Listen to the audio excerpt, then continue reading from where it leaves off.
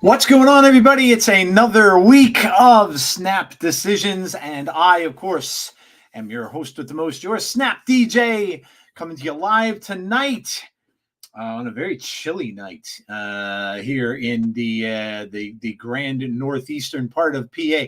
It was actually sleeting today. Crazy. I'm not ready for that. It's only like mid-October. It's not supposed to be this cold yet, but it was cold today. Welcome in, guys. There is a lot of stuff to talk about on the show tonight.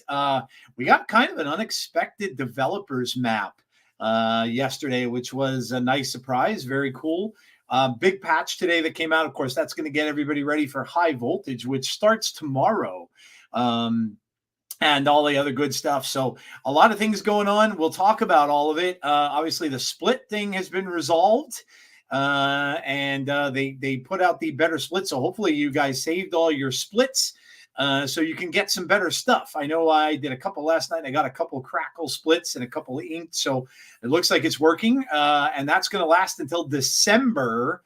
So if you're going to pump out splits, do it between now and the end of the year.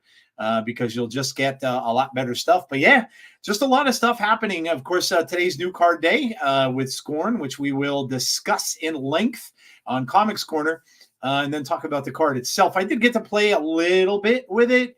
I tried it in two different discard decks. I tried it in the Gambit crazy one where you try to blow up all your opponent's cards. It's very hard to get that off. It's fun when you do, but it's a big, it's a certain combination of cards you have to get. And if you don't get it, it's just very difficult to win. A lot of people are playing Cosmo now, so it's kind of difficult sometimes to get that off once you get the Wong out there. And I also played it just in a standard discard list as well. I know that there's some people trying some different kind of like crazy stuff with her. We'll talk about the card. We'll talk about the Spotlight Cash and all that to come a little bit later. Also, we have our meta reports, which is, of course, me getting my second Infinite. I hit Infinite. I'll talk about how I did that in a deck that I did it with, which is very unexpected. Most of the time, I kind of like to get in a rhythm playing to hit Infinite. So I like to have a deck that I'm pretty used to, that I played a lot, but that wasn't the case. I found a deck that was on Twitter, and it was by Red Eye Jedi, which was just tremendous amount of fun, and it was pretty easy to learn, and I did really well with it. I climbed from like 82 all the way to Infinite with that same deck. So I'll talk about that. We have a top five. We have a brand new top five today, and it was suggested by Snap Variants, so thank you to him.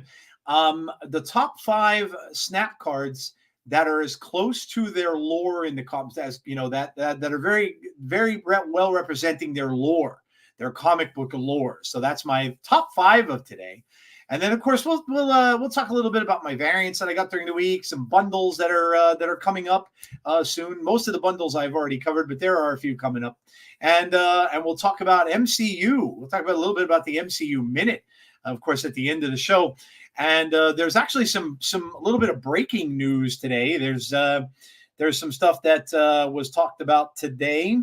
And it's basically just kind of what's coming up in Snap like that, and things like that. Let me see if I can get to the page here, and we'll take a look at it.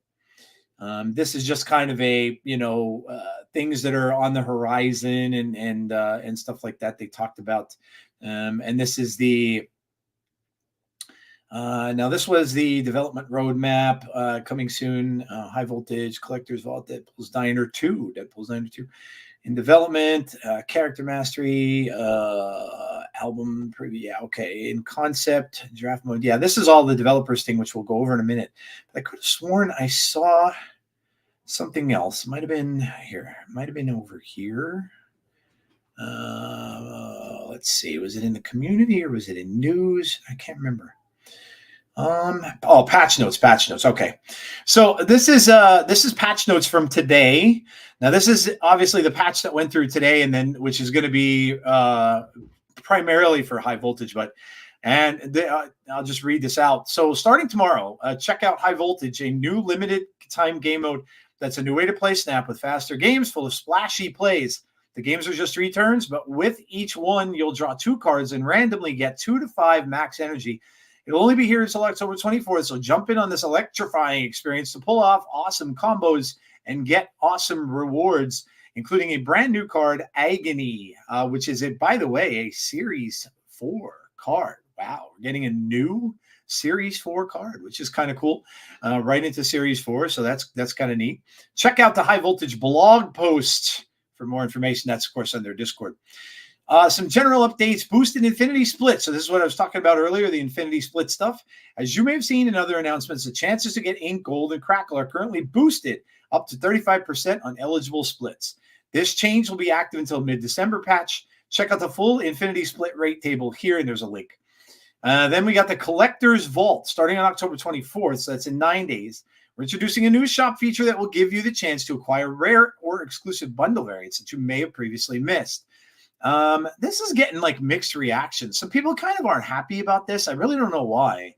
Let me see. I've got somebody talking to me. Yeah, it's earlier than expected. I thought this was coming. No. I usually, Chris, try to get this one, or Jen, Chris. I try to get this out on Tuesdays if I can. If anything, I mess around with the time. I usually like to do it in the afternoons.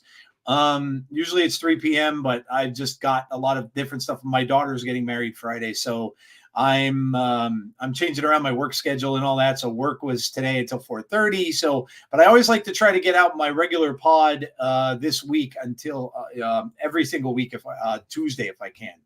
But welcome, thank you for being in the chat. I appreciate it. So yeah, the Collector's Vault. People are a little mixed on this. There are people that don't think that people should be able to get some of these older variants, which I don't know, it's kind of selfish. Like, who cares? Who cares? People want to get it, let them get it. But you can now acquire rare exclusive bundle variants that you may have previously missed. Once the Collector's Vault appears in your shop, you'll see 6 random, unowned, and unique variants for base cards that you already possess. Could you imagine? Super Tech God, who I have on my channel. He's of course the founder of Power On Gaming. Great guy. He has all the variants. So imagine this is going to be completely empty for him. He'll never have a thing on this.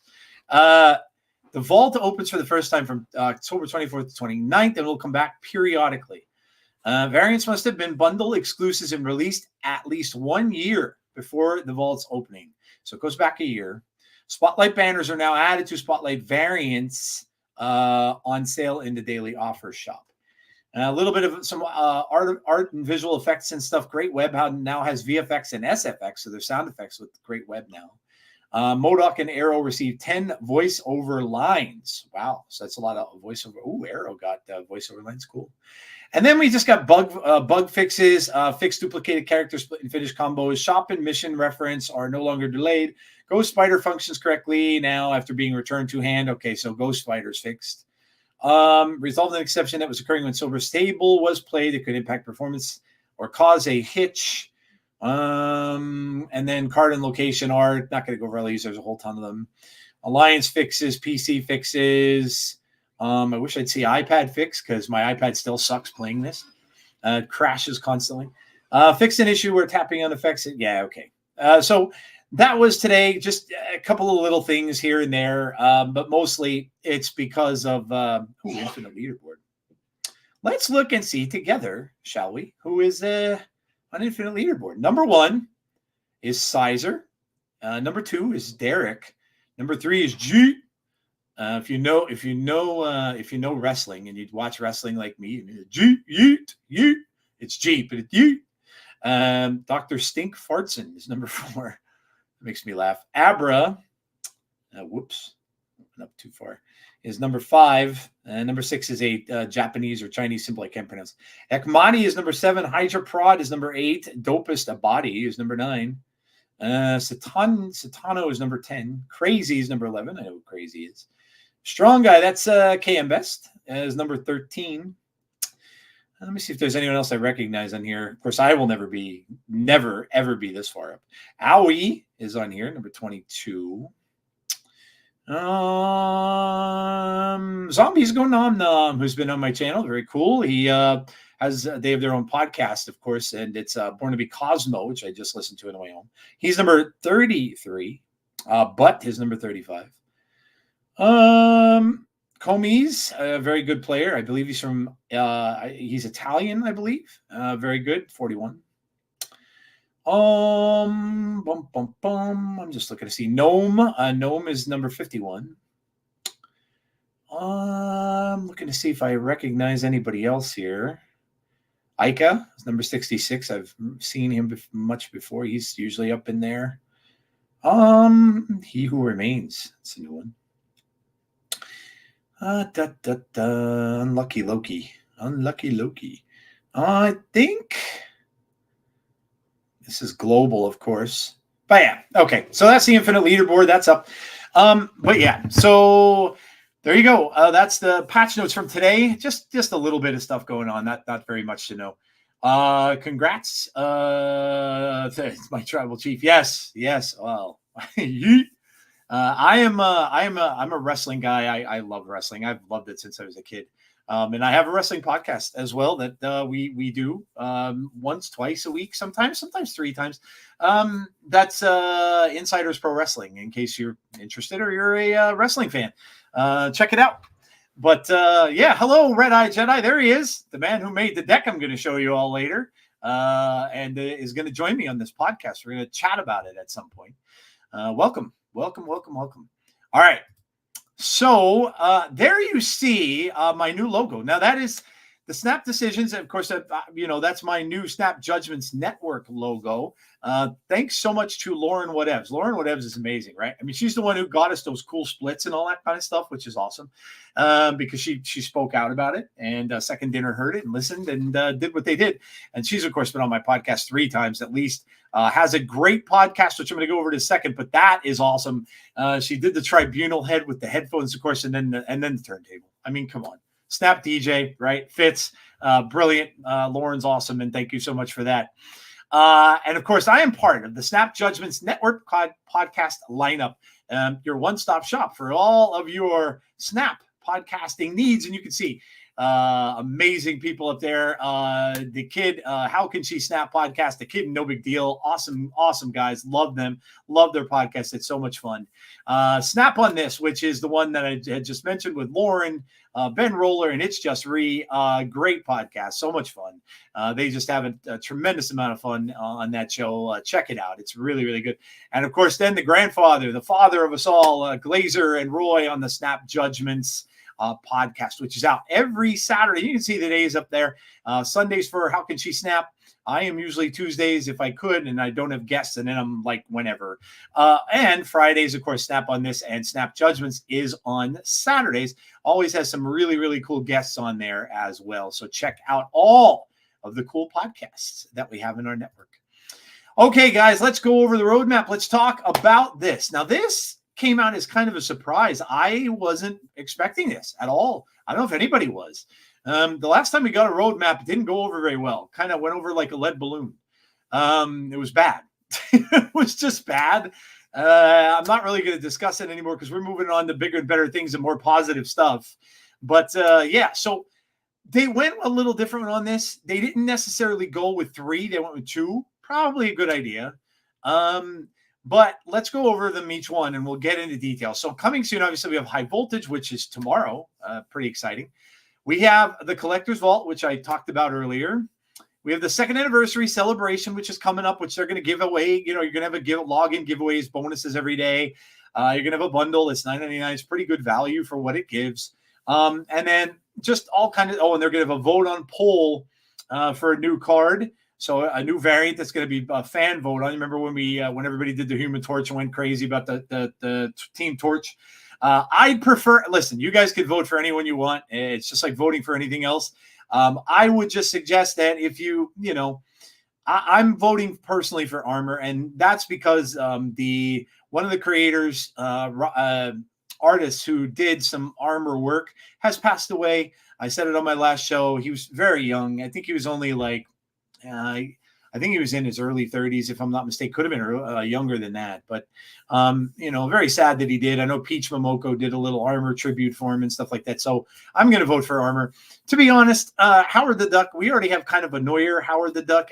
I don't really think there's another one that's necessary from that. And, what's the other one? Of course, I'm going to forget now. Let's see. Let's see if they showed it here. I don't know if they. I thought they did, but I could be wrong. Oh yeah, Hit Monkey. Hitman. No, is that? No, it's not Hit Monkey. Oh darn it. Oh well. But anyway, I'm gonna probably vote for Armor, just for that. So, Deadpool's Diner 2.0. So they're revising the diner. They're revising the diner. I think it's gonna be similar in play. But they're changing it. They're revising it, doing some revisions on it a little bit. So we're getting another Deadpool's Diner soon as well. I think they said November for that. So we have that coming up next month. And then in development. Now, this was strange to me. The character mastery thing, I thought had been a dead deal. I thought that was gone. When they came up with that, when they had that last whole roadmap debacle, they talked about character mastery and that and said, no, there's no more. So I'm thinking character mastery is dead and gone. I didn't think we were getting it. Now all of a sudden, when they talked about the splits thing, they were saying, and they mentioned character mastery. And I even put out a post on X saying, wait a minute, character mastery was dead. Apparently not. It's back in full force. And oh man, is it back? That's coming very soon. And man, I'm super excited about character mastery. Super excited. And you know why? Because my Galactus has 60 splits. I have 60 Galactus splits. So I am definitely getting the gut button. But then I read a little bit more about it, and another person informed me a little bit more about it. So, man, I'm pretty excited about that. A super premium season pass. Now, we'll get into all the notes. But basically what this means is they're adding things to the season pass. They're taking some things out of the season pass. They're kind of boring. Hopefully they get rid of boosters. We get enough boosters. I don't think that needs to be there. Wow, I know, right? You think I'm a little bit of a Galactus fan. Album preview and wish list. I don't exactly know what this is. We'll talk about it. And a new limited time mode. So they're making another small time mode, kind of like this high voltage, but another little bit. We'll get into all this because I've got thoughts about high voltage. I heard when I was listening to Born to be Cosmo a little bit, them talking about. I have some thoughts on it, and I kind of agree with some of the things they said. But this is all this stuff that's coming. And then they mentioned draft mode, but they did mention how they were having a little bit of a hard time suiting Snap to a draft mode. And I was thinking that myself. I just don't know how that's going to work because Magic the Gathering, when I played Magic, had a draft mode. But Magic had so many cards. They put out a set, right? And the set has, tons of cards. So you can play with one new set of Magic cards and get a draft mode and never see a same card a lot of the times. Unless it's a common cards you'll see. But I don't know how they're going to do this with so few cards. I just don't. I don't know how they're going to do it. And then they were mentioning about how, like, if you draft like you would like from Magic or something, each person takes a turn and picks a card. Well, let's just say you're trying to build a certain deck and then you can't. Or let's say that all you're left with is a bunch of crap that people don't want and the card completely doesn't fit. I just don't know how they're going to do it. I'll believe that when I see it come out. Because I just don't know how they're going to institute it with the little cards that they have. I think that you really need to have a lot more cards for draft, unless you just, I don't know, like let's say they make it just pull 1, pull 2, pull 3. I mean, maybe, and go that route. Like, I don't know. Maybe that's something they should consider, and just give the players a certain pool. Don't have every single card in the entire game in it. Maybe limit it to that. I don't know. I don't know how they're gonna swing it, but we'll see. Okay, so here we'll just go over these notes here. Coming soon, items listed here in the final phase of development. So that's coming any day now. In fact, tomorrow. Features are almost ready to release to players. We're cleaning up, polishing art, and squashing bugs. I love when people say they're squashing bugs. It's funny. Our quality assurance team scrape all over the little details to ensure we have as smooth as experience for players as possible. Once features are coming soon, we can start to plan release dates, timelines, and share some insight with players.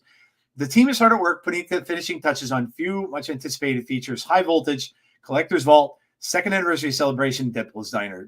This is all stuff that's coming this month or next month. Now here is High Voltage. Let me see. I wonder if I can embiggen this. I might be able to. Let me see. No, I don't want to do that. Nope, I don't want to do it that way. Pull my head out of here. Let me see. Hold on. Whoop, there it is. High Voltage. Last roadmap, we talked a bit about how the team has set a goal this year to ensure that Marvel Snap is filled with exciting new content and special events every time you log into the game. We're continuing our commitment to this goal with High Voltage, our newest limited time mode coming to Marvel Snap on October the 16th. That is tomorrow. High Voltage is fast. I like how they put all these words together. Like we don't have time for space is fast. In this mode, there's no snapping, only 3 electrifying, the most electrifying turns. There's no snapping, only 3 electrifying turns, and more energy for combos never possible before in Marvel Snap. In High Voltage, you'll start with 2 cards and draw 2 more each round. So you're going to get a total of 6. There's 3 rounds. You're getting 6 cards. Each turn, both players. First time ever seeing you. Glad. Thank you, Benjamin. I appreciate you coming out. Appreciate it. Appreciate you so much. Thank you. Yeah, it's awesome seeing all of you too. Thanks for stopping by. I never know if I'm going to get anybody, nobody. So appreciate that. You'll start. So 2 cards and 2 more each round. Don't use the G-Man, maybe Ultron. Each turn, both players get the same amount of randomized energy. So you're each going to get the same amount of energy. Which I think ranges from 2 to 5. Okay. Encouraging quick thinking and massive plays. To keep the pace intense, some characters and locations are restricted, so no magic to drag things out. So there's going to be some characters that are restricted that are not in this. So I would bet you just mentioned Galactus. I bet you Galactus and Ultron won't be in it. I'm almost going to bet there's going to be certain cards that won't be in it. Magic drags out the game, so obviously she can't be in it. So they're going to probably have like a pretty steady list of cards that aren't going to be in it. We'll have to see if they list those cards at some point, but I'd imagine Galactus and Ultron might be 2 cards that aren't in it. We'll see. We've had some. That's High Voltage. Let's talk a little bit about this. So what I find fascinating about this is what ends up happening, right? If this ends up becoming more popular than Snap itself. And the reason I'm saying that, and again, they said this on Born to be Cosmo, there's no snapping. There's no snapping in this game. So they raised the question of, what if people end up loving this and realize that they don't like to snap anyway? Because some people don't. I mean, I can remember playing so long before I hit Infinite the first time, and it mostly was because I hated snapping. Like I was always afraid to snap. I wasn't confident enough in my deck. I played some poker in my time, like when I was a kid, I played it like in my teens. I played it at college a little bit, right? But I was never a big gambler. And so snapping came off as like you're gambling on your hand to me. And so I was never really that good at it. I had to watch a bunch of Lambie videos to kind of learn and understand like what you need to do. And I learned to get better at it. You recognize your combos and, you're pretty confident with what you have and you snap. But, what if people realize that they don't have the pressure of snapping in this mode and they end up liking it better? It's not like it could change the game because it's Marvel Snap. So it's just weird, right? Like what happens if that does occur and people just realize, I don't know. I kind of dig this, man. I don't like snapping. And then it's only a limited time. It's going to be gone. And then they're going back to it and they're like, I don't know if I like this too much. But anyway, it's crazy. Like we'll have to see how it plays itself out. But it seems fun. And I think this is going to be a lot more fun than Deadpool's Diner, although I like the Diner. But I think it's going to be like more fun to play. I just do. I like different things and different game modes is fun and all that kind of stuff. I just think this is going to be fun. And you can obviously get the new Series 4 card called Agony, which is going to come out. How about that? We're getting a Series 4 card. Pretty awesome, right? I know a lot of people are talking about series drops. Well, if they keep giving us like one of these new cards every month, right? Are you getting an extra card again? We got an extra card last month, right? And or did we? Yeah. So you know, if they keep doing this kind of thing, we're going to get more Series 4 cards, which is nice. You get some more, you know, drops and stuff like that that people can get. So that's cool. But you can see it up there on the board. It's there where it is on the main menu there. And you can see what the board looks like. I think it's Iron Man centric because it has this little reactor thing up on top with the little electricity going in it there. And you can see the screen when it starts. And then, of course, it goes on a little graph chart that's going to track your progress, and you can win things. You can win like cosmetics, borders, all that kind of stuff. And then, of course, when you get up higher, you could win the Agony card. And then when you get up to the highest, I think there's a new Iron Man variant. So that's kind of why I think it's going to be Iron Man centric, of course, like right up here on top with that arc reactor and stuff. So, all right, next one is the Collector's Vault. Okay, this is what it's going to look like. This is the cards and stuff like that you haven't collected, but that were in stuff like almost up to a year ago, that were in different things that maybe you could never get a hold of. We've had some incredible art pieces released during the last 2 years of Marvel Snap. I will definitely agree with that. I love the art in this game. It's one of the big reasons why I play. We're excited to introduce a new shop feature that will give you a chance to acquire variants that you may have previously missed. To be eligible for the Vault, variants must have been bundle exclusives and released at least 1 year before the Vault's opening. The Collector's Vault is a middle ground where the variants remain exclusive for an entire year, but also give newer returning players the ability to get them eventually. I like that for the returning players. I like that. It's about time something gets done for returning players. I dig that. I do like that. I think that's a really, really good idea. You know, the allows them to get things that they could not get when they were gone. I think that's a very good start. Now, a little bit more needs to be done for returning and new players, but new players is included there too. But I like the step in the right direction. Once the Collector's Vault appears in your shop, you'll see 6 random unowned. So it's cards you don't own and unique variants for base cards that you already possess. So you do have to possess the base card. The Vault opens for the first time from October 24th to 29th and will come back periodically. Don't miss it. Going to have a second anniversary celebration. This is just your login stuff, right? You're going to get these login rewards. You can see boosters, credits, a title, a border, premium mystery variant looks like, more boosters, and then that gold, sparkly gold border there on day 7. So that's fun.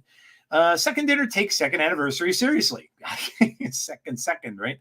We love this adventure we've been on with our incredible community. October 18th marks 2 years since Marvel Snap launched, and we're ready to celebrate with you.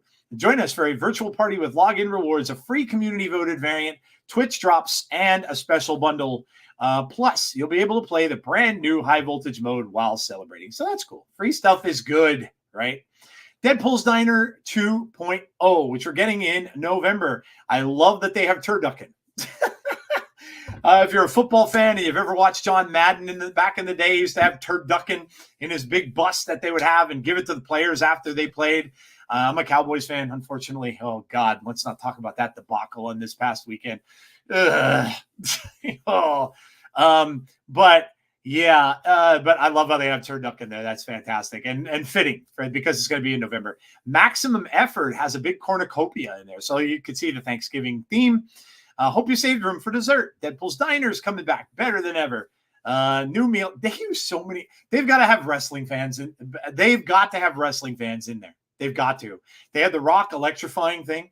Now they've got them back and better than ever, right? Eric Bischoff, better than ever, right? I'm back. New meals, updated rewards, and more. It's going to be a happy Bubs giving this November. Yummy. Better buy more toilet paper. Have any of you ever had turducken? I never have. It's like a duck that's cooked inside of a turkey, I think it is. I've never had duck. I don't know if I'd like it. Duck is kind of greasy. All right. So anyway, Deadpool's Diner is coming back, so that's cool. All right. Now we're getting to in development. This is the exciting stuff right here. Game features in this section are currently being developed, iterated, and improved upon. Our production team has already dedicated team resources, generated tasks and timelines, and currently ensuring we're moving forward. Features and systems in this bucket can still change. We might find our initial idea wasn't fun, or we may discover that we can achieve our goals in an unexpected way. Here's some features that are currently in development. And join Bill's Mafia. Well, you know what, Red?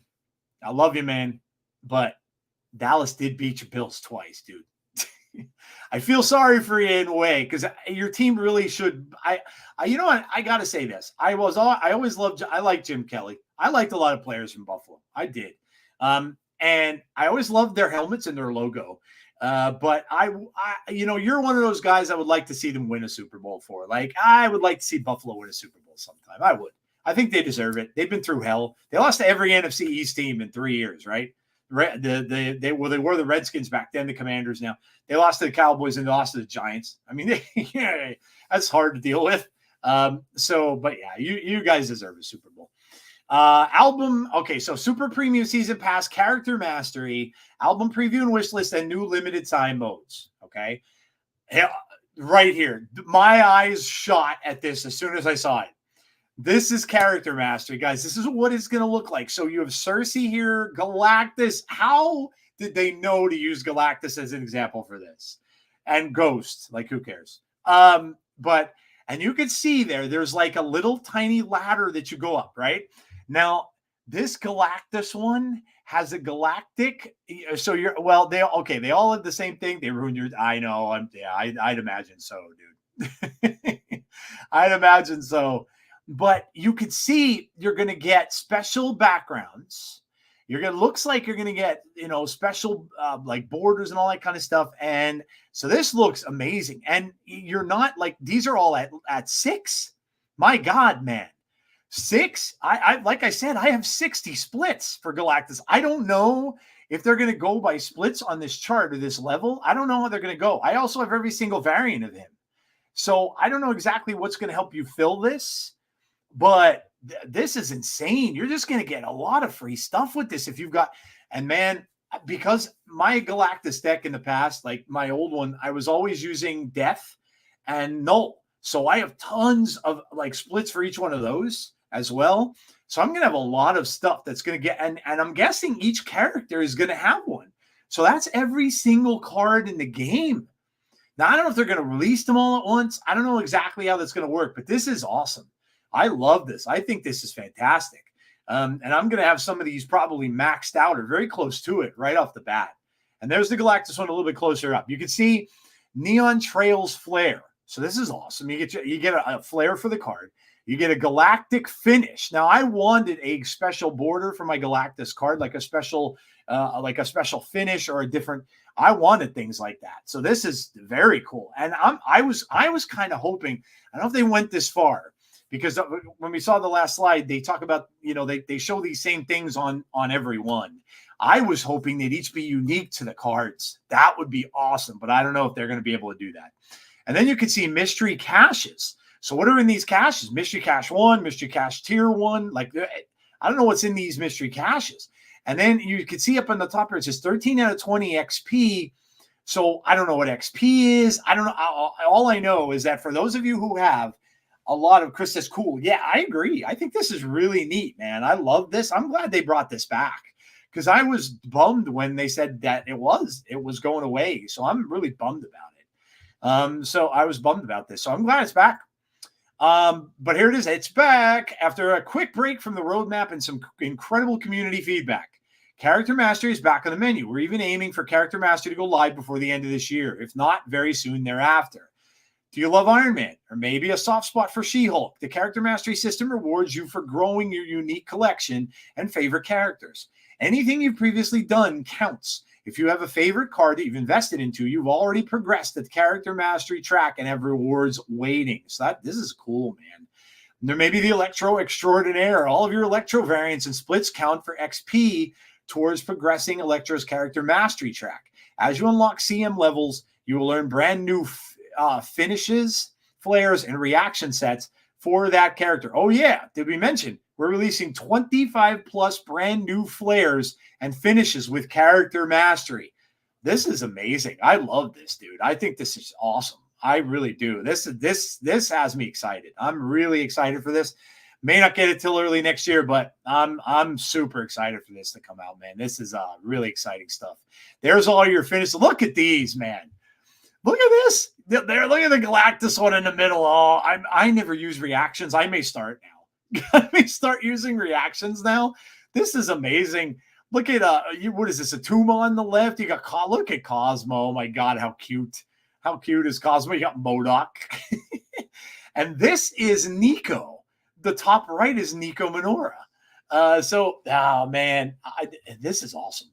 Mastery level 30. You can see here is when you get the reaction set. So that's probably what you could top out at is mastery level 30. So and you're going to get reactions for every single character you split, which I think, like I said, this is awesome. I love this. I think this is very, very cool. And it's going to reward people. Man, I'm going to be busy with this. When this comes out, I don't know if I'm going to be playing much because I'm going to have all these things to go through and claim. And so, oh my God. Yeah, this is awesome. This is really, really cool. Kudos. I'm glad they brought it back.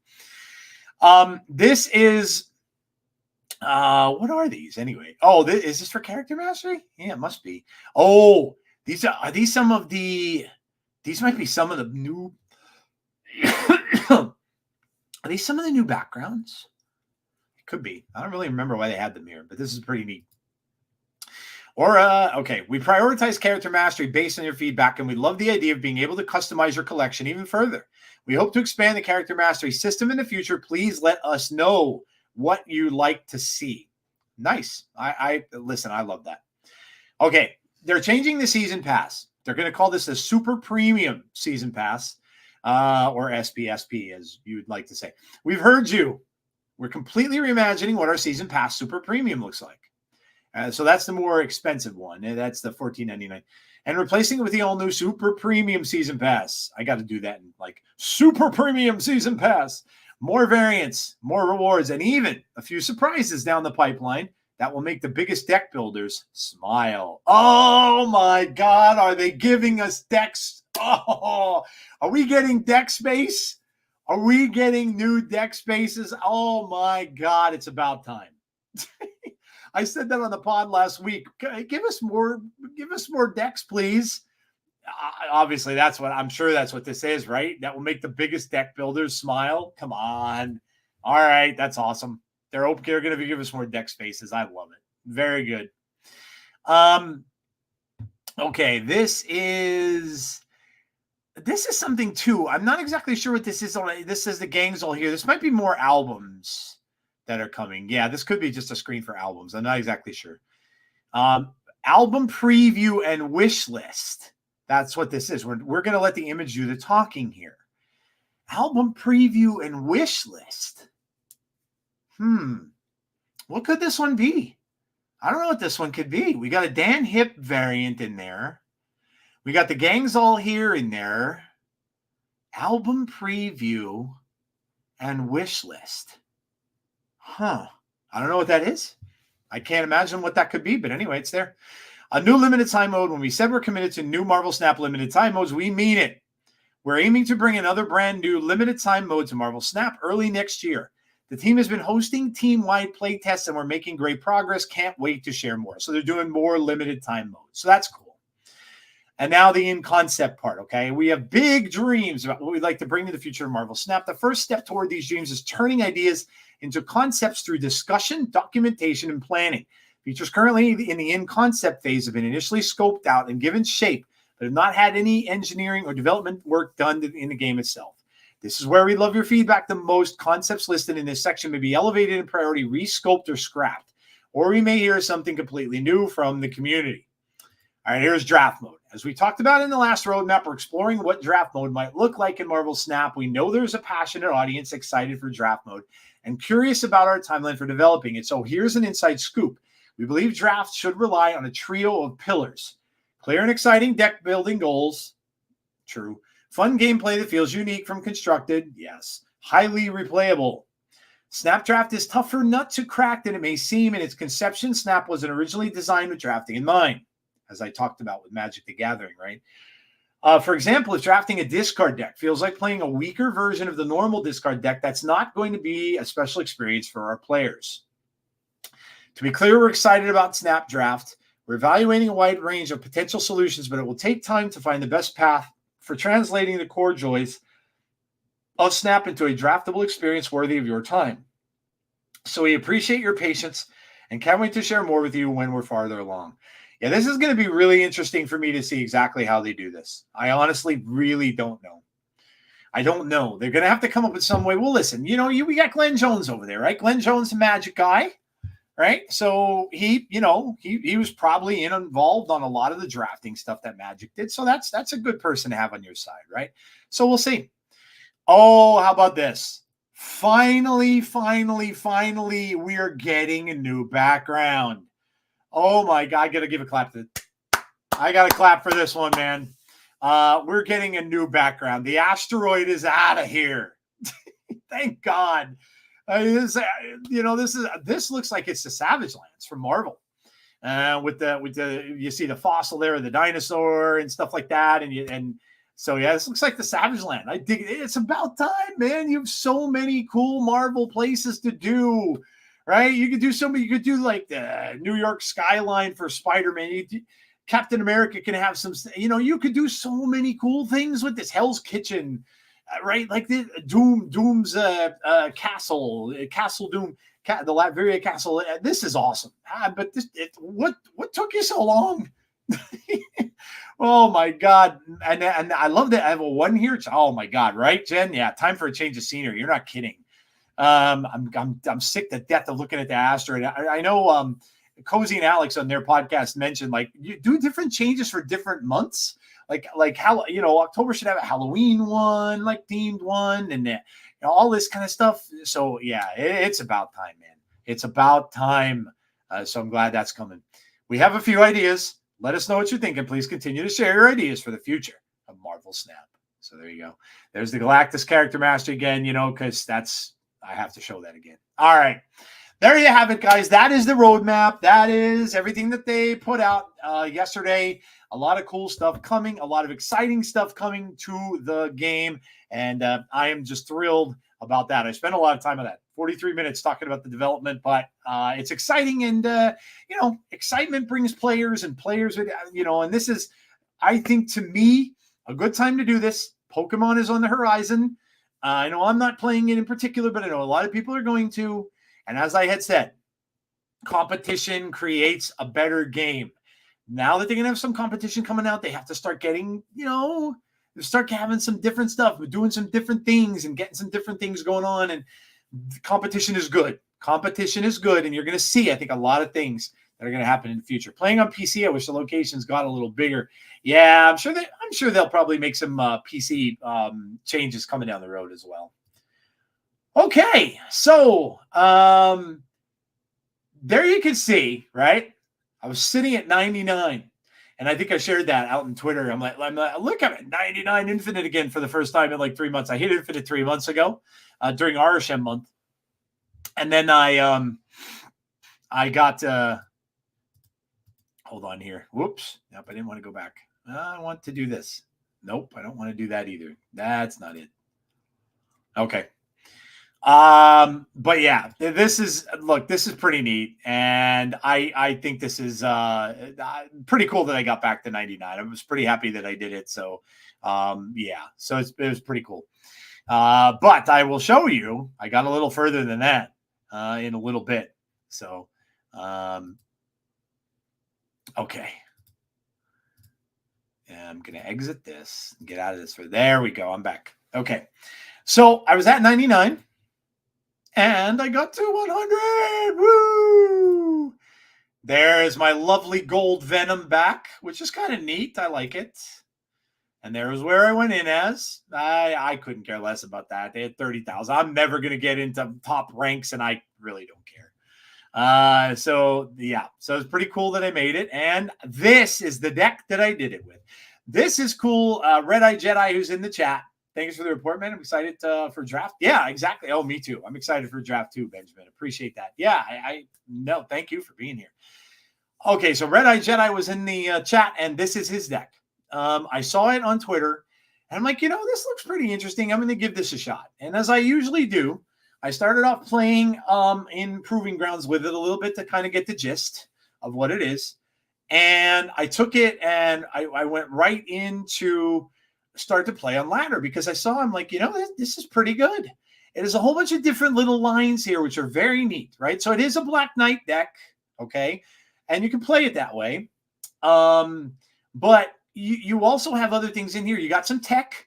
You got Cosmo and Armor, which really, by the way, pounds Destroy. If you play this deck with Destroy, you snap if you got those two cards. It's that simple. You're going to wipe out Destroy. And there's a decent amount of Destroy on ladder. I was kind of surprised by that. Morbius also can stop some decks as well. So there's some interesting tech in here.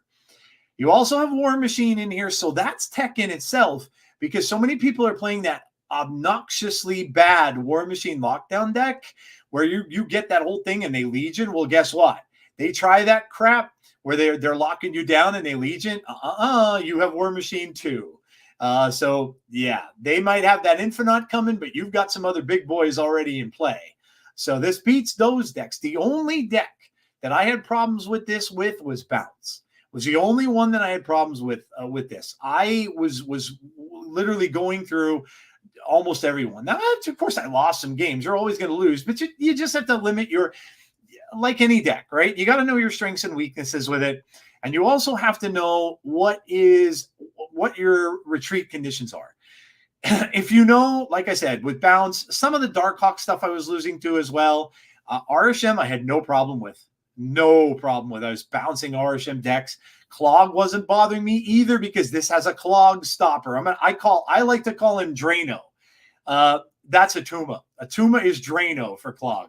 You want to go against Clog, plus Cosmo will stop it too. So you want to go up against Clog, you put Atuma in your deck, man. Yeah, it is a tough matchup. Yeah, it for sure is. And Bounce, a lot of times I would just retreat. If I saw they were Bounce, I would just get out on turn one most of the time and just take my 1 cube and just move on. Now I wasn't seeing a ton of Bounce, but it didn't really matter. So yeah, and of course your Zabu is going to get out those 4s quicker for you. You also have that big combo, right? If you end up getting Infinite in your hand and you can blade him out, and then you got the Ghost Rider Infinite combo. That's amazing. You obviously Black Knight. If you have Black Cat go out on turn 1, you're going to get a 4/10 Ebony Blade, which is nice. You have an extra 4 big card to play that can't be destroyed, which is always good. You can also Ghost Rider Black Cat back into a lane. So there are just so many combos here to play. And don't sleep on Mobius. Mobius can really shut down a lot of decks right now. And then Atuma just in that lane. Atuma can just carry a lane if you want him to by himself, or if you have some little cards in there that you don't think you may use anymore, like you really don't care that much if it gets rid of the blade after you're done, or the Zabu and stuff like that, or the Black Knight. You don't care, right? Later in the game, obviously you don't care about that. And then War Machine's just going to let you play that big Infinite down on turn 6. You're going to have a very cheap Scar. Many times you're going to have a cheap Scar. If you get those other 10s out, you get the Atuma, you get the Black Cat out, or an Ebony Blade, Mobius and Atuma, or MV. Yeah, I could see that. I could see that. But you get those 10s out there. You can end up having a very close to free Scar as well. So imagine getting an Infinite and like a free Scar down on turn 6. You're winning the game. It's just you're winning the game. I mean, that's a 31 power final turn. Not many decks can do that, and you're just winning. So yeah, this took me, man, all the way to Infinite. From, like I said, I was 82 or 83. Took me all the way to Infinite, and yeah, it's a fun deck to play. It's very surprising. I don't think a lot of people really respect it either. Like when they see the Black Knight, they're like, Black Knight doesn't do, who plays Black Knight? Nobody, but they're not expecting the way this is designed. They're not expecting some of the cards. Certainly Armor and Cosmo and Mobius, not expected in a typical Black Knight deck, and War Machine as well. So it's just a really cool combination. So kudos, man. Red Eye Jedi, good job, dude. Just kudos to you. And thanks for sharing. And it was a really fun deck. And like I said, only the second Infinite I ever got, and it took me all the way there. So kudos, man. I loved it. Great cook. I love the deck, man. Great job. All right. So that took me to Infinite, and we're going to go over here some. I'm not going to go over any more decks. I'm going to read this list out so my audio listeners can hear it if they did not see this. It is Black Knight, Zabu, Blade, Armor, Cosmo, Mobius, Ghost Rider, War Machine, Atuma, Black Cat, Scar, and the Infinite. Look at that amazing Pixel Ghost Rider variant, by the way. And you audio listeners, I know, I'm sorry, you can't see it, but the Pixel variants usually suck. This Pixel Ghost Rider is awesome. It's the best Pixel in my opinion. I even gave him the flame border. I mean, that's stellar. And I have the Robbie Reyes Ghost Rider as well, and that with the car, that one looks so cool. This looks amazing. Now they came out with a new Ghost Rider today, which looks stellar as well. Ghost Rider has killer variants, but man, whoever thought a Pixel could look so good? Okay, we're going to go over some upcoming bundles. We don't have too many because I went over a lot of these last time, but here we go. Now, this is the anniversary bundle that they're doing. I told you this is a good one, right? 400%, almost 400% bundle value, 200% currency. This has a new Deadpool you're going to get. Looks like Deadpool on one of those little Mario things. An avatar, 500 credits, 1,200 gold, and a matte red border, and a boosters, who cares, for $9. Not bad at all. It's a very good value. For the currency, 1,200 gold. Listen, I went over the boosters last week on my show, and that gold is going down. So let me just tell you, when you get a bundle, it's a good value, and you could grab some gold, do it, because gold is going down. Second, somebody told me on Twitter, or may have been in Discord, that Second Dinner was thinking that there's too much gold out there. I don't know what they mean by that exactly, but just be aware. Be aware when you can get gold, do it. Oh boy. Speaking of getting gold, this is the Galactus one, guys, and I'm not missing this. 269% and 180 or 163%. I'm wondering though if this is going to get changed. I hope not. I hope they're not going to lower the gold in this. Boosters, 2 Spotlight Cash Keys, 5,000 gold, and that amazing nullified Galactus variant, which I absolutely need to have. So I talked about this before, but I just hope that the gold is not going to be lowered in this. And these are the variants I got during the course of the week. So I did get third in my league. And again, thanks to Red Eye Jedi, I got third in my league. So, or second in my league, rather. And I won the variant. So I got the Devil Dino and I got the Moon Girl from the league. So those of you who got your rewards in leagues, congrats. But I was able to get these two for placing second in my league. I had a guy who was like crazy. He ended up like 15,000 points that got first. It was like, I'm not touching him. But again, yeah, thanks to your deck, I was able to get these as well. And then, of course, this Agent Venom. This is the season pass track Agent Venom. Looks very cool, by the way, with all his tentacles and tendrils and stuff coming out of the card. This is Pand Art. Some Pand Art's really, really good. Some of it is kind of okay. But I like this. And this you can get just by completing your season collection track. I did get this Sandman, super rare Sandman. I thought this was neat. I don't really have too many cool Sandman variants. Of course, I have Sandbay, which I know everybody loves that one. Sandbay with, but I thought this was neat too. I like this. It looks kind of cool. You get like ripped apart up there and everything like that. So cool. This Misery variant's fire. It's fire. Like I had to get this one. This is this right out of a comic book, and this is just really, really awesome looking. When she split, it's going to look even better, I think. But yeah, this is just really, really cool.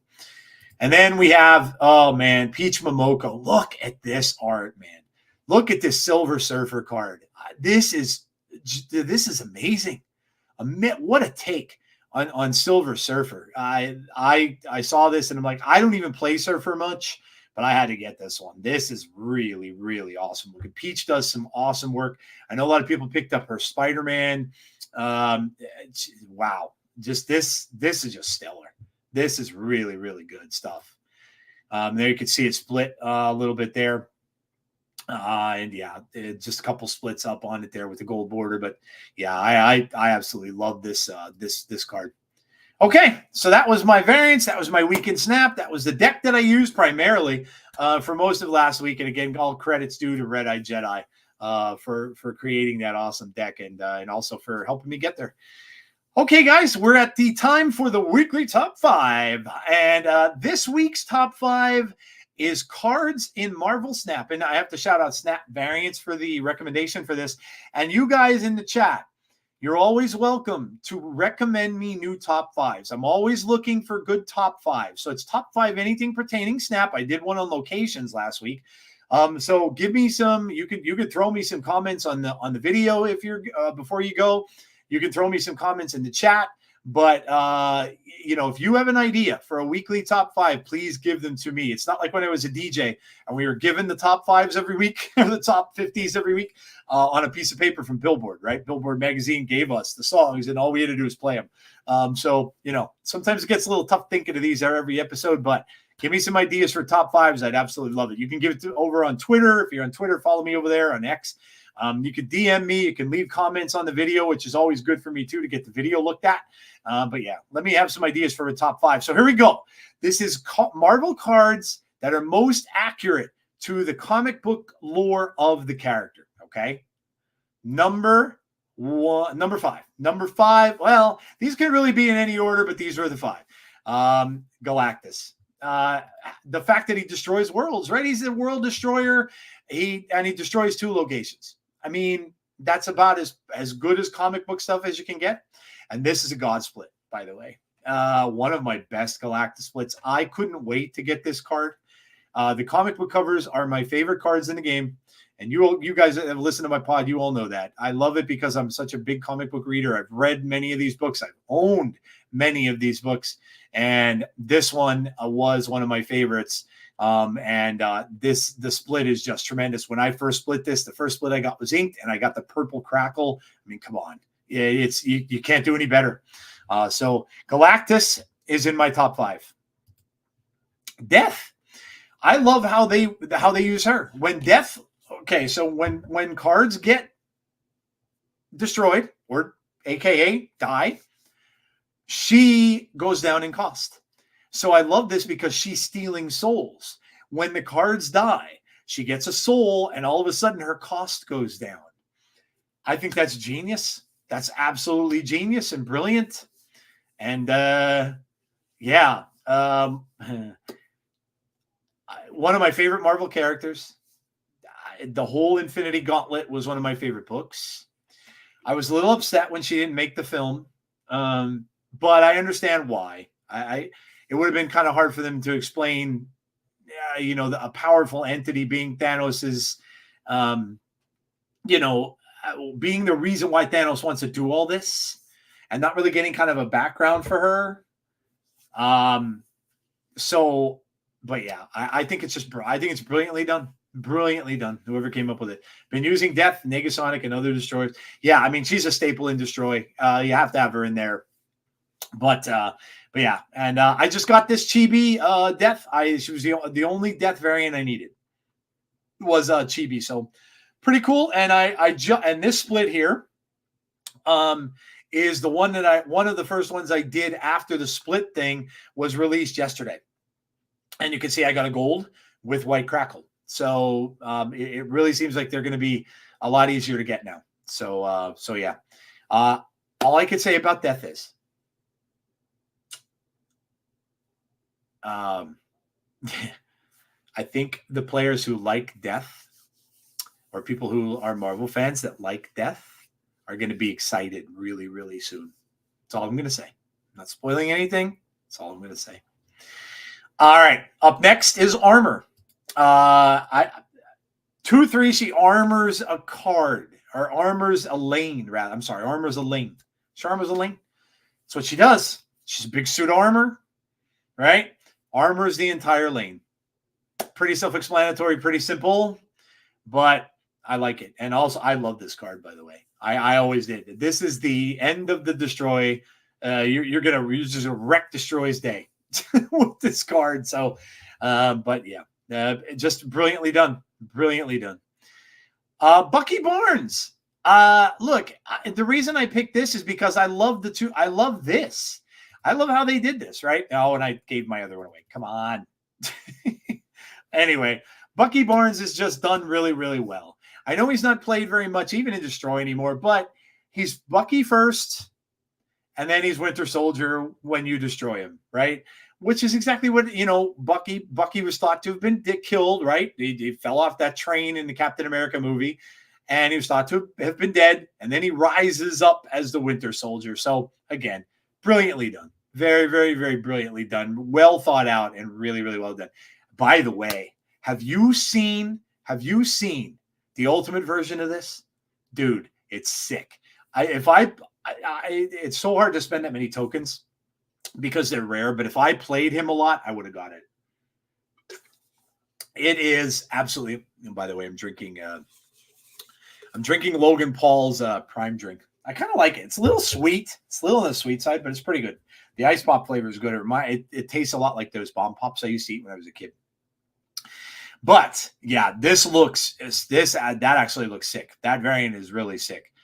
Echo has been useful, especially against Iron Man. Oh yeah, Echo is a card that people just forget about. You can play Echo, and people just don't remember it.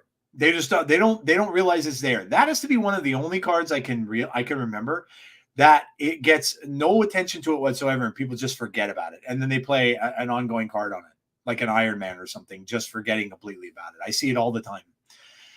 And the last one, of course, like I said, is Daredevil. This card was a staple in my Galactus decks also, to just see what people are going to play. And the fact that he sees your opponent's card that they play and where it's played, brilliant. That's what he does. I'm still reading Daredevil comics today. As a matter of fact, I just read the newest issue last night. Daredevil is Kingpin's back, but Kingpin's possessed by this demon. So it's a pretty cool story. He's actually back though, trying to hide his identity. He became a priest. He became Father Matthew in a kids home and stuff like that. So and a church-led kids home. But he's a priest in the comic, and yeah, it's cool. Bullseye's in the newest issue and stuff too. So it's a good read. Elektra's in it. But Daredevil's always been a favorite of mine. When the Netflix show came on, I was thrilled. I got to say, I even loved the nostalgia of the Ben Affleck one, even though I know it's hokey. But I always loved his character, and I cannot wait for the new season to come out next year. It's going to be so good. But yeah, Daredevil, again, really, really well done to his lore. I mean, he sees the cards, and he uses his little sound thing to see it. So brilliantly done. There are probably many more of these. I just picked 5. I'm sure there's probably a lot more that have been done really well to their lore. But yeah, that is my top 5. So, okay, we're going to move on, and we're going to move on to today's new card. So, of course, that is Scorn. Ben Affleck better as Daredevil or Batman? Probably Batman.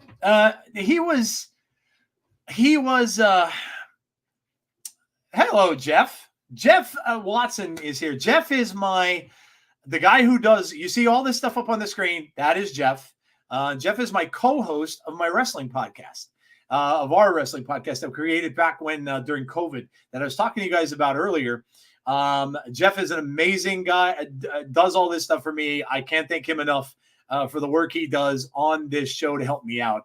Jeff is just amazing at what he does. He does stuff for marketing and stuff for a medical company that he works for. He's just awesome and has been a great friend of mine, even though we've never met in person. But we will. My daughter's wedding is Friday, and I'm going to meet him for the very first time. We've never, ever met in person.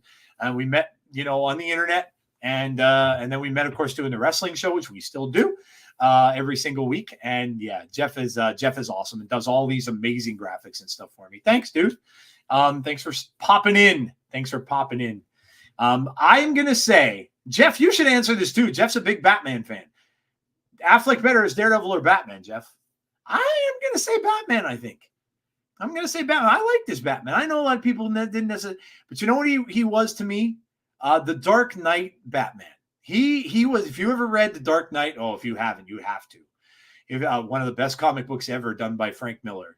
The Dark Knight Returns. It's Batman like when he's 50 and 60 years old, but that's what Ben Affleck's Batman reminded me of. So yeah. So I think Batman.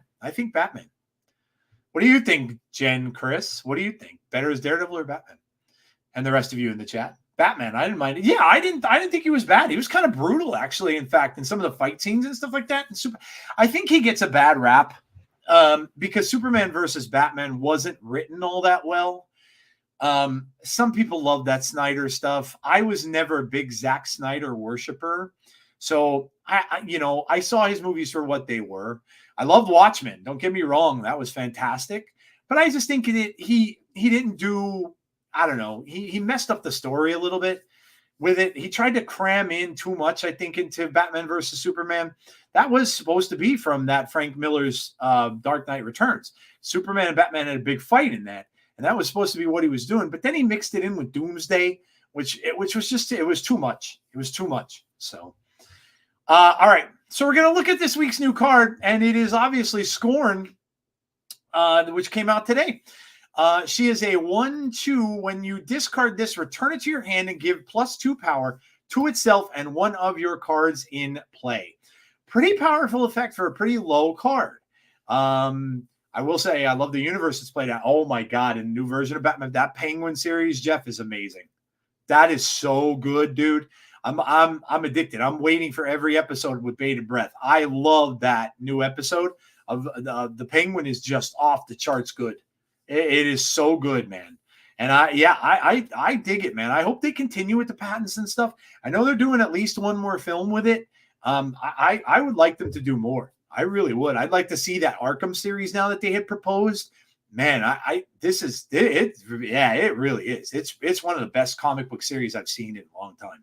Very, very good. But so did you get Scorn today? If you did, let me know in the chat if you like it. I got to play it a little bit. A couple of different discard decks. I tried out that obnoxious one with Gambit that you can Odin Gambit and just keep like destroying their cards. And I think Binks made that. And I also tried her in just a standard discard list. Now, I haven't gotten enough playtime with it to see yet. She is powerful. I just don't know that this card is going to have enough to be popular in the meta. And the reason I say that is because Cosmo is out there a lot. And Cosmo is stopping a lot of the on reveals. So I just don't know if this is going to make it in a discard deck. I don't think she belongs in Hela. So I think it either has to be standard discard or like something maybe funky with the Gambit and all that kind of stuff. But I played a little bit. I'm going to have to get back to you on whether or not I think it's good. In the next couple of days, I'll let you guys know on my Twitter and stuff like that what I think of her. But so far, Misery to me was underwhelming.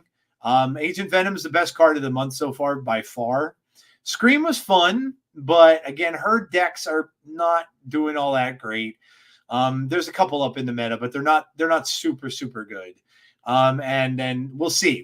Does this bring discard back? I mean, I did see some people playing with Dakin in their discard decks. Apocalypse, of course, you just want to discard as much as you can. You want to discard her as much as you can. So you want to get out all those ways to try to discard her. Swordmaster is a good one because he gets rid of odd cards. But yeah, so you guys let me know if you got it. I did not spend any caches this week to get her. Scorn has made APOC discard fun again. Worth the keys. Nice. Okay, so have you had a lot of experience with it, Benjamin? I didn't get to play it so much yet, but yeah, that's awesome. Glad to hear that. But I didn't spend any caches on this one. I wanted to kind of save the caches, so I ended up just using tokens to get it this week. I don't mind spending tokens sometimes because the Spotlight caches really, to me, weren't that great. As you can see here, it's Jean Grey and it's Sebastian Shaw and, of course, the Scorn variant there. So I certainly don't need Sebastian Shaw. I never play him. I'm not a Surfer player. And I already have a variant of his from the other Spotlight cache that they had. And Jean Grey is just not a good card. Even in her ongoing decks, she's not great. She gets played mostly nowhere I see her in is Arshem. I don't see her very much at all being played out there. So not a great week for Spotlight caches. So unless you need Jean Grey and unless you need Sebastian Shaw, as I always say, I'd maybe take a pass on this week unless you're a discard player and you like to play discard. But this is kind of a skippable week if you don't like playing discard and you're not a discard person. I know Lauren Whatevs is not a big fan of discard. And she didn't get like Proxima or Corvus or any of that. So she's probably going to skip this week too. But, the variants in the Spotlights aren't great. They're not great this week. So you'll have to make that decision on your own. And okay, there's Agony. I wanted to show you Agony a little bit. This is going to be the one that we're going to get from the new mode from High Voltage. Ben says seems very strong. Okay, well that's good. I'm glad to hear that. I listen. I like this card. I'm glad when it's popular. So it's very good. What kind are you playing? Are you playing the collector version, like with the collector? Or are you playing the plain APOC version with the? Yeah, let me know what cards you're playing in your deck. This, of course, is a Series 4 card, which is cool in itself because we don't get very many of those ever. And it is a 1/2. After you play a card here, merge this with it. This is for sure a destroy card because you can merge her with Venom, or I'm sorry, yeah, Venom with Deadpool. And you can merge her with your X-23. So she is a pretty good no collector, just APOC Dracula. Okay. She is the only thing with destroy is they like their stuff on curve. I don't know if she's going to be permanently put into there because she loves to have on curve stuff. They love to do the X-23 on turn 1, the Deadpool on turn 1, then they do the Hulkbuster on turn 2, then they want to be destroying, right? So I don't know. Are they going to want to skip that other turn to put her in there? You guys let me know in the chat if you think what other decks you think she might be good for. Obviously, she's going to increase the power of anything that she plays on. So yeah, listen, it's a free card. That's the way I look at it. And it's another one of those symbiotes from the symbiote season. Speaking of which, guess what time it is? It's Comics Corner time. And we're going to talk all about Scorn. Scorn is our target for this week. We're going to talk all about her in the comic books. So now, unlike the last 2 weeks, she is not a character that dates back to the 1960s. She is relatively new. She's relatively new. So like we were talking about, Betty Brant, right? We were talking about her being, dating back to the Amazing Fantasy issue of Spider-Man, the origin of Spider-Man, the week prior, and then of course Flash Thompson, who is Agent Venom, leads back to that same book. Not this week. Not this week. We're gonna go a little closer up this week, right? Little more modern this week on the Comics Corner. So her creators are Zeb Wells and Clayton Crane. Always have to give the creators their due. Carnage #4 is where her first appearance was in April of 2011. So not super new, right? I get 13 years ago now. And Carnage #5, the symbiote was unnamed in that episode, in that issue. And then Carnage #5 that came out in June was named as Scorn. So that is where you can find her if you want to go back and read some of these comics about where she came from. Are those two: Carnage #4, Carnage #5. Okay. So when the Carnage symbiote was taken back to Earth from its orbit after the prison break on the raft, Michael Hall used the symbiote to create hybrid prostheses consisting of both technology and the symbiote itself. Eventually, the Carnage symbiote managed to escape its containment cell and bonded to Tanis Nieves, leaving its offspring within her prosthesis after it used her to rescue Cletus Cassidy. This new symbiote was later taken from Nieves by Shriek. Shriek is like Carnage's girlfriend. She was in Maximum Carnage many, many years ago. And if you hadn't read Maximum Carnage, do so. Another very, very good, long story with a lot of characters. Cloak and Dagger, Captain America, Carnage, of course, Venom. This was when Carnage went on a rampage with Shriek. Shriek was in an institution. He got her out of there. And the two of them together just made it hell for New York City and the heroes and stuff like that. And everybody's trying to fight her. Fight them. So, check Maximum Carnage out. Another very, very good book to read. When Nieves was taken hostage by Shriek, she managed to get near the new symbiote and become one with it, creating Scorn. Scorn forced Shriek to use her sonic attack to weaken Carnage. Later, she joined forces with the Mercury team to stop Carnage from taking over Doverton, Colorado. The Scorn symbiote was presumably affected by the awakening of the Dark Elder god Null, who had created the symbiotes and attempted to use them to conquer the universe and purge it of life. The symbiote and its host became the leader of an apocalyptic cult worshipping of Null and dedicated to freeing him from his prison, and to this end retrieved the corpse of Cletus Cassidy, who the cult viewed as Null's prophet, and stole the sample of the Grendel symbiote, which Null had indwelled from the Maker. Scorn bonded the sample of the Grendel symbiote to Cletus's body, resurrecting him in the hopes that Null would use him as a vessel. When Cletus and Null struggled for control over the shared body, Tanis offered to undergo surgery to extract the trace remnants of the Carnage symbiote. So that's a whole backstory of that. And then, oh my God, look at this art. Look at this art. Oh, the art is so good. Imagine they make this into a card of Scorn. Good Lord, man.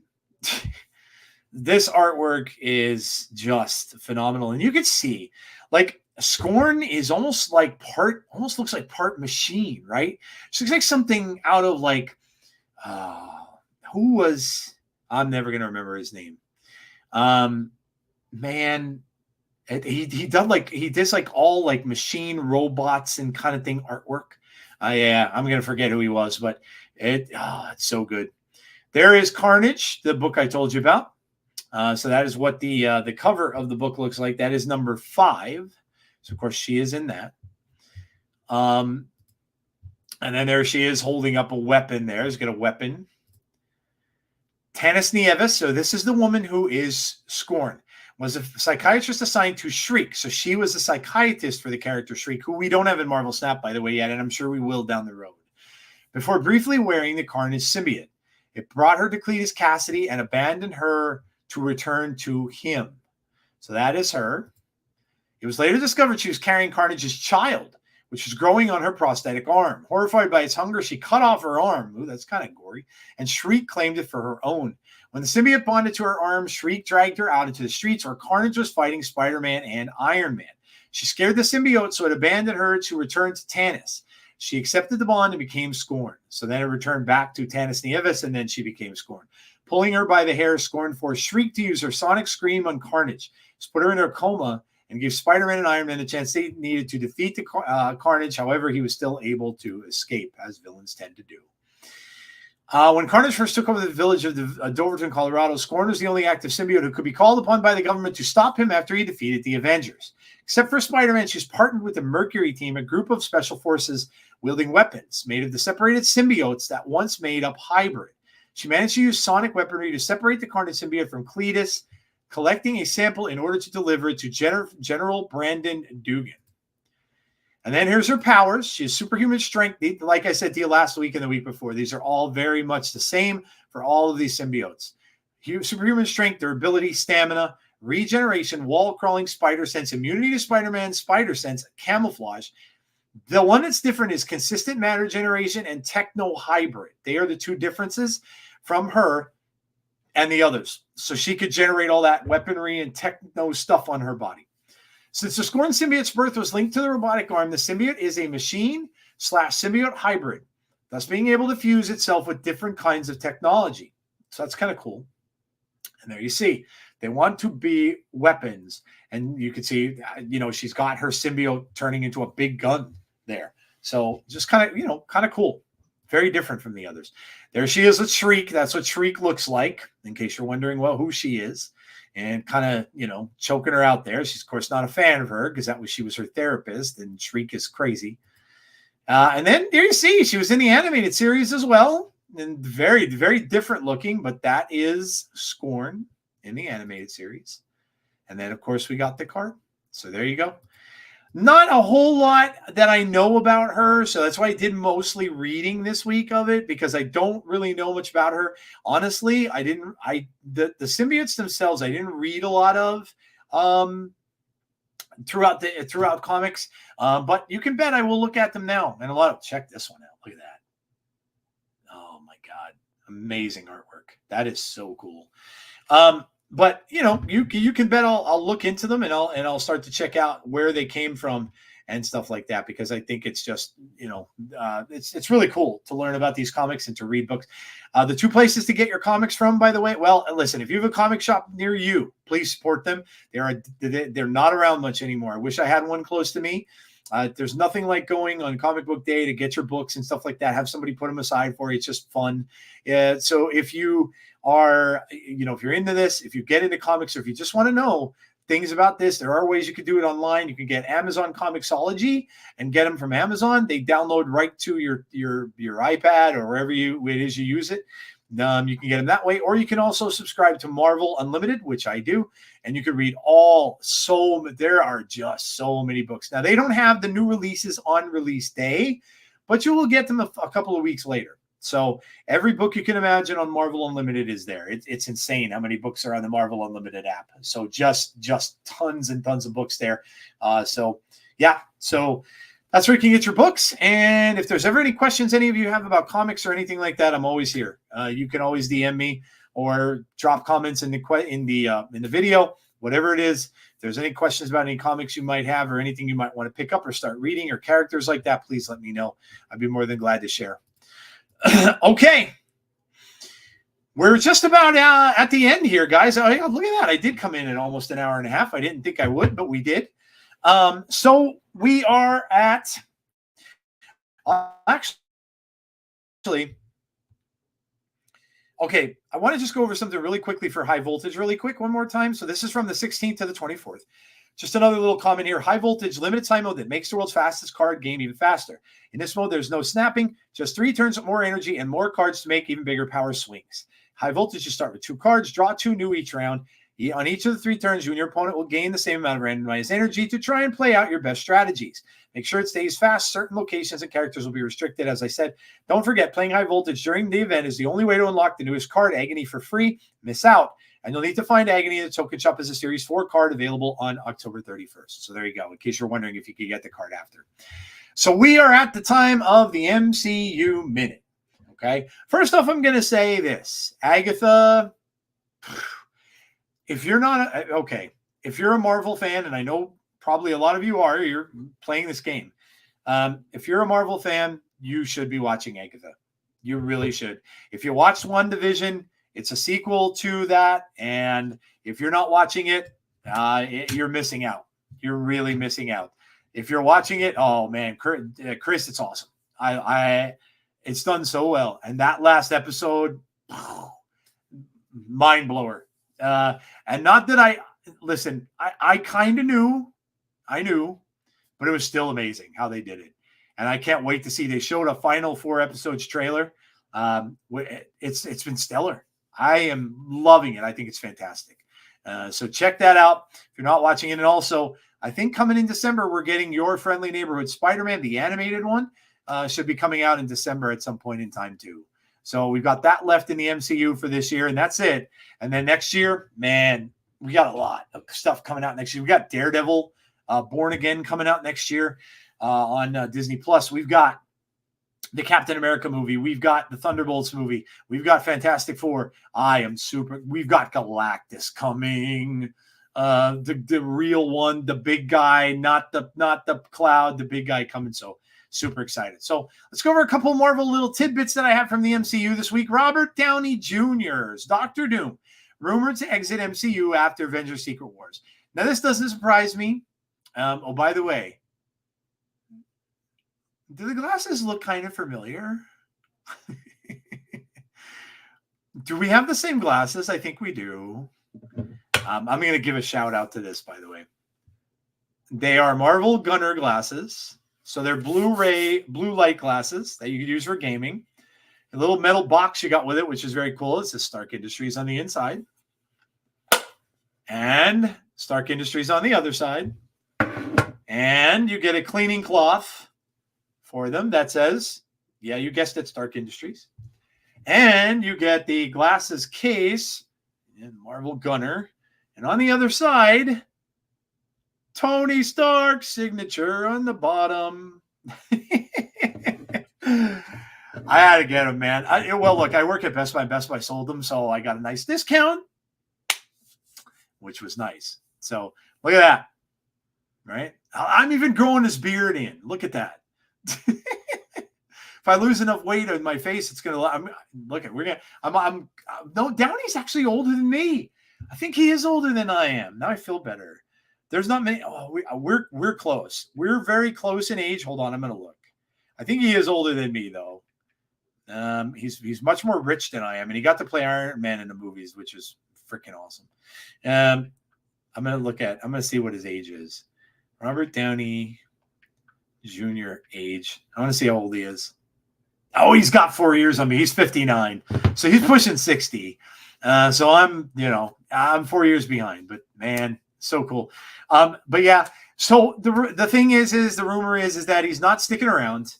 And kind of sucks, but I kind of thought when they announced it that he'd probably only be around for Doomsday, probably going to cameo in Fantastic Four in some way and may cameo in some of the other films, but you're probably only going to see him for those 2 movies. And then that's going to be it. They're probably going to recast Doctor Doom going forward, which I think is part of the whole reboot thing, where they're going to just reboot the entire Marvel Universe, MCU, after Secret Wars. And you're going to see just all new people coming in. You might see new Captain America. You might see a new Iron Man, and just different, newer, younger actors, I think, that are going to be playing a lot of these people, including like the X-Men characters and stuff. They will keep some of the others. Scarlet Witch, the actress plays her, has already said that she's going to be in it. That she'll be, well, she hasn't come out and said it, but she's hinted at it. Tom Holland will be in it for sure. He just got signed on for a bunch. So there will be a lot that will still be left, but I'm not really surprised hearing this, and I wouldn't be surprised if this was actually true. Because I didn't really see him staking around. He is getting older, right? He's getting up into his 60s, so not sure he wants to just keep doing it. And but this is going to make for some amazing moments, though. Imagine when Tom Holland sees him as Doom. Like, oh my God, it's going to be mind-blowing. Mind-blowing. Also, that news we had last week about Emma Stone being possibly Spider-Gwen. Because you imagine when because they already had said that, what's his face? Andrew Garfield is going to be coming back too. Imagine when he sees her, because he, of course, lost his Gwen and then sees a Gwen from another universe. There's going to be so many moments in this film. You guys remember, you've seen Avengers Endgame, and the moments in that, like that moment that everybody in the theater screamed, right? When all the characters came back in the portals. There's going to be moments in this like that too. I know there will be. And there's going to be sad moments too, because you're going to see some of these characters that we know and loved all throughout the years, like Andrew Garfield, like some of the Fox people that might be in this, some of them and stuff like that, gone forever. The last time you'll ever see them in a film for Marvel, which is cool. Lots of really cool moments I think we're going to see in this film. So I'm pumped. Here it says here, Scooper recently suggested RDJ might leave the MCU after playing Dr. Victor Von Doom in Secret Wars. Recently, the Scooper Daniel RPK was asked about rumors of Downey making only 2 appearances in the MCU. To this, they replied on X, he's not just set for 2 appearances. He'll be in Fantastic Four and potentially some other projects between Doomsday and Secret Wars. But yeah, once the saga wraps up, that'll likely be it for him. Furthermore, there are no statements by Marvel boss Kevin Feige and Robert Downey Jr. about his retirement as Dr. Doom, meaning that this is a rumor as of writing, which of course it is. But yeah. Okay, and there it is, guys. I'm sorry if you didn't watch it yet, but look, I can only you only get so much of a spoiler warning, right? This is almost a week old now. It'll be a week tomorrow. If you haven't seen it yet, Billy, teen in the Agatha series, is indeed Wiccan. So a lot of people are thinking, is it going to be Nicholas Scratch, Agatha's son? No. He is Wiccan. Look at this poster. Look at this freaking awesome poster. Does he not play an amazing Wiccan? I mean, oh my God. Right out of the comics, looks so awesome. The crown is on, just like his mom. He's got his, did you see him doing the thing with his fingers and stuff like that too, just like she does? You got to know where this is going now. Like, they're on that witch's road. What is his purpose? We see that in the trailer. And Agatha says, what do you want? What is it you're looking for? So now he's not just teen. He's not just somebody. He's out for something. Is he trying to bring his mother back from the dead? Is he looking for his brother, who would be Speed in the Marvel Universe? I don't know, but this was a big day in Marvel last week when this reveal happened. And then the Billie Eilish song about the crown. Oh my God, perfectly done. Perfectly done. And they did hide it, but a lot of people assumed it.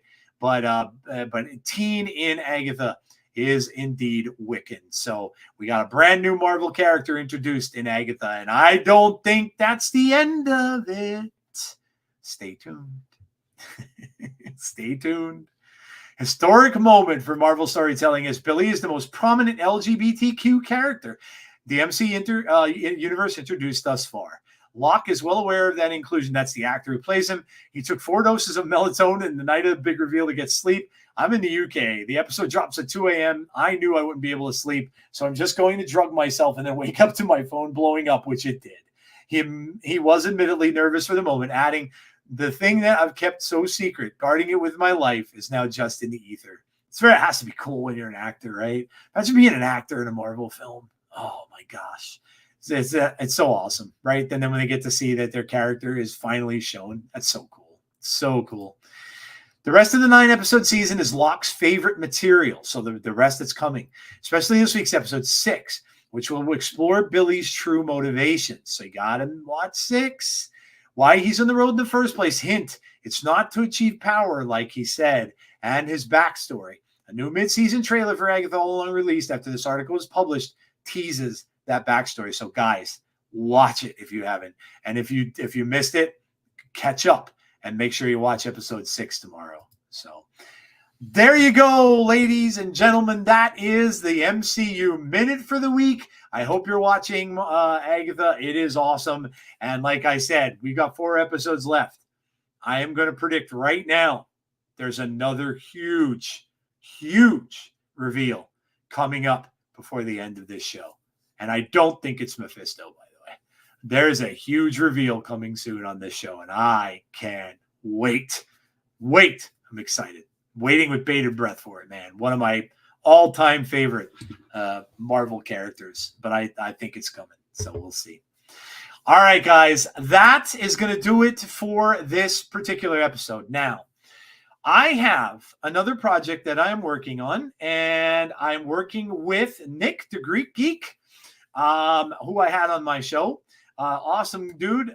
We got along really, really well, and we are going to be doing a collab. Now, we already kind of did it on my OTA report. So Nick and I did the OTA report together, and we are going to be doing a show together every single week on Wednesday. Now, the first few episodes are going to be taped and stuff like that. They'll come out. They'll go on his channel and my channel probably, but they'll be taped. And then as we go, if we garner some interest in stuff, we may end up doing it live at some point someday. But check that out. That's going to be out. The first episode is going to be out tomorrow. I'll also have it on audio for the audio listeners as well to listen to it. But he and I are probably going to be talking about a lot of this stuff that we went over on the show today. And of course, a lot of different stuff that he and I will be sharing ideas over and stuff like that. So give it a listen. It's called, I think we titled it I think we titled it Two Dudes Snapping or Two Guys. It's something like that. One of those titles, but I'll get that out on Twitter and I'll let you guys know tomorrow what that's going to be, what the final name is going to be. Nick is awesome with graphics and stuff too, just like Jeff, who is in here. Really good at that kind of thing. And he is doing a lot with the channel and a lot with all that stuff. So I appreciate him for doing all that stuff, because yours truly here is not so technically inclined. I promise I'm going to end up being so one day, and I'm going to learn a lot of this stuff. I've learned some of it. I've learned a good amount of it, but I'm not the technical guy, and so I'm really glad to have him doing a lot of that stuff. So make sure you check that out. And then let me take a look at who I've been talking to that I'm going to have as future guests on the show, because I know you guys all like the guests that I have coming. I have Fawthor Newman is going to be coming on, and so he will be on probably like maybe next week, maybe after. It's definitely after this coming Saturday at some point. So I'll have Fawthor Newman on. Awesome dude. He is a Snap creator as well. Love talking to those guys, and I will have him on the show. And then I'm also going to have on Robitussin as well. So, and then he's going to be on the show with me this coming Sunday. So this coming Sunday, Robitussin will be on as well with me. So awesome. I've had chats with him and stuff on X, and I've never gotten a chance to talk to him on here. So I'm very, very happy to do that. Love having new guests on the show all the time. And then at some point, I told you guys I will be bringing on the creator of that deck, man. Red Eye Jedi is going to join me on the show too. We'll talk about his deck and how he created it. We'll get all that kind of stuff and more. And I can't wait for this, and I'm really hoping he still is going to be able to come on. The great Regis Kilbin will be joining me on my show also. Love Regis, man. I think he and I share some things, and we just both love this game, and we like to laugh and joke around. And he makes some decks that are just fun and funny. And he did agree to come on. I just don't know. He said it was around this time of the month. I hope he gets back to me. I know he's super busy, and he's doing a lot of content with Pokemon and stuff now. So at some point, I hope he does come on. But because I would, really, really be honored to have him on the show. So I hope he's able to come on as well. So. But that is what's coming up in the future of the channel. So I'll have one more. I'll have my show, obviously, with Nick the Greek Geek tomorrow. And then I will have I will have a guest on Sunday, and that will be Robitus, and will be guesting on my pod on Sunday. And then Fawthor Newman at some point the next week. So stay tuned, right? Stay tuned.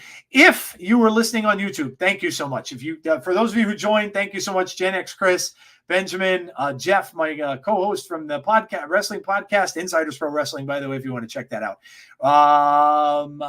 Who else joined? Red Eye Jedi, of course, was here as well. So thank you all for coming out. Really, really appreciate that. Thank you all for commenting in the chat.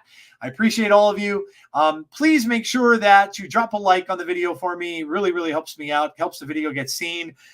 Make sure that you give me some comments down at the bottom. Let me know if you have a top 5 you want me to do, or any of that good stuff. Comments also help it as well. And obviously sub to the channel if you haven't done so already. If you're listening on audio, my audio listeners, I love all of you. Please drop me a comment. I have people regularly commenting on me now on Spotify. You can do it on there. You can rate the podcast on Apple. I would love to have you do that. It does help it get heard and stuff like that, and go up their little charts or whatever that is. But if you're listening to me on audio, you guys are fantastic as well. And again, don't forget to check out all the cool podcasts in our Snap Judgments network. Of course, Glazer's podcast on Saturday, Snap on This on Friday, and of course the Kid Snaps, the Kid Snap, and No Big Deal on Sundays. So. All right, guys, that's going to do it for me for tonight. However you are playing Snap, enjoy it. Have fun with High Voltage, guys, out there tomorrow. I know it sounds like it's going to be a really fun mode. Have fun with it. Enjoy. I'm really excited for Marvel Snap right now. I'm sure you can hear that in my voice. Character Mastery, I cannot wait for. I don't know. I'm going to wait until January for that to come out. I'm super excited for that, too. And all the cool things that we saw on the roadmap. What a flip-flop.